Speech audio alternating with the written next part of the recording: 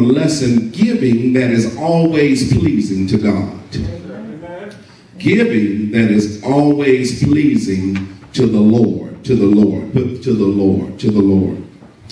This verse that we read in your hearing, it records an event or an encounter that took place one day while Jesus was in church.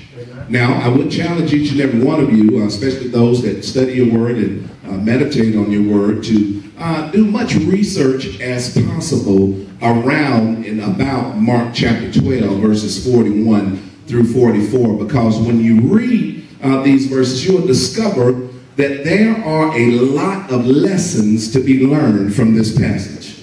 There are a lot of lessons to be learned. And so I want to share some things about Jesus that stand out or that stood out to me personally in this text, because as you start reading right there at verse 41, the first thing that you'll discover is where Jesus sat in church.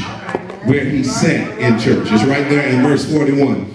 Many times I ask myself this question: if Jesus came in here in Pleasant View this morning, where would he sit? Where would he sit? In other words, where would he sit in the flesh? Where would he sit? Would he sit in the pulpit closest to the word? Or maybe he would sit in the choir because he is praise and worship, or maybe he'll sit back there in the sound room because it says faith cometh by what? Hearing, and by the word of the Lord. Maybe he'll sit in the front row where there's no distractions. In other words, nobody texts on the front row.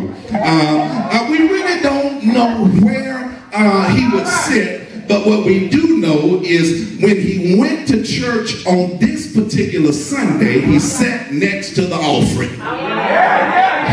Y'all see that in the text? It said he sat right there by the treasury. So we see where Jesus sat in church.